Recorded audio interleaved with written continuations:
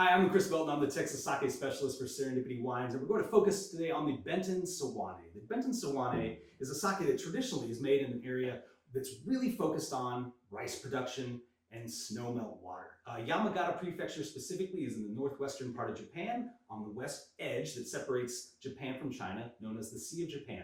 This particular sake especially is what we call a Junmai Ginjo. And Junmai Ginjo sakes are known for not only using rice, water, koji yeast in their list of ingredients, but there's a requirement of Junmai Ginjos that say the rice being used must be milled or polished down to 60% of its original size and then continuing down from there. So that basically means that this sake has been polished to 40% of its original size. So as you polish more and more of your sake rice away, you eliminate the elements on that sake rice that lead to savoriness. Now, this sake specifically has been polished down to 55% of its original size, meaning 45% of it has been eliminated. And what's being eliminated in this case is fats and proteins.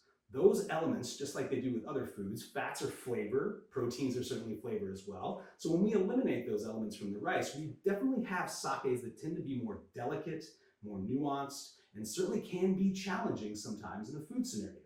Junmai Ginjos, although a little bit more fruit focused, right, because we're losing some of those savory elements on the rice being used to brew it, Junmai Ginjos are a great value for sake. They're a little bit higher end compared to like our Junmai category, but they also exhibit some characteristics that make them very similar to Junmai Dai Ginjo, which can be extremely expensive and also very, very hard to come by. You can expect this sake to be much more pronounced when it comes to its tropical fruit notes, green apple, kind of almost in a sense of pineapple and mango and guava. So you're going to get a lot more fruit expression on a Junmai Ginjo than you typically would get on a Junmai. And these tend to be sakes that exhibit notes that are much more identifiable in the wine community when we describe things like white wines from cooler regions of the world.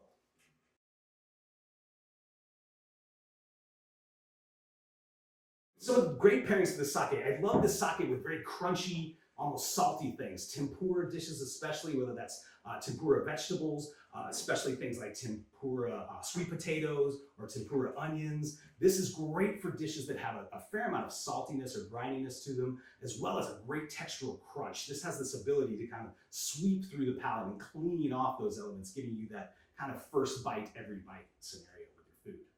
Hi, my name is Chris Melton. I'm the Texas Sake Specialist, and this is the Benten Sawane. I hope you get to enjoy it soon.